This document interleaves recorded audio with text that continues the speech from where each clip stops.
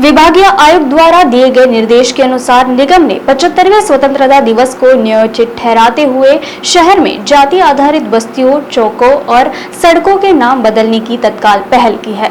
महापौर दयाशंकर तिवारी ने आज बताया कि सभी जोनों के अंतर्गत आने वाले नाम यथाशीघ्र बदले जाएंगे। इस संबंध में बुधवार को गांधीबाग जोन कार्यालय में बैठक हुई। संभागीय आयुक्त से प्राप्त पत्र पर चर्चा करने के बाद गांधीबाग जोन के अंतर्गत आने वाले जाति क्षेत्रों के नामों की सूची पढ़कर सुनाई गई। विभिन्न धर्मों के लोगों की सहमति से उन नामों को महापुरुषों के नाम में बदलने पर भी चर्चा हुई।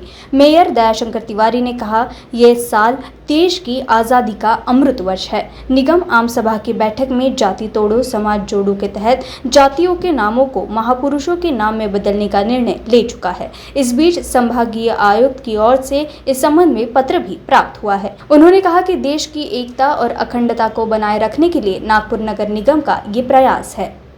देश की आज़ादी की यह 75वीं वर्षगांठ है। देश अपना अमृत महोत्सव मना रहा है और जाति तोड़ो समाज जोड़ो इस संकल्पना को लेकर जो जाति सूचक बस्तियों के नाम है उसे परावर्तित कर उस समाज के श्रेष्ठ लोगों के नाम से उस बस्ती का नामकरण करना, इस दृष्टि से आज इस गांधीबाग जोन में बैठक संपन्न हुई। यह एक संयोग है कि जाति सूचक नाम नहीं होना चाहिए, इसलिए सभागृह में हमने सबसे पहले चांभार नाले का नाम बदल करके नॉर्थ कैनल किया था। व्यक्तिगत तौर पर 1997 में मैं चुनाव जीत कर आया था तो तेलंगीपुरा को मैंने कन्नमवार नगर किया था। इस दृष्टि से हम यह काम पहले संक्षिप्त में करते थे।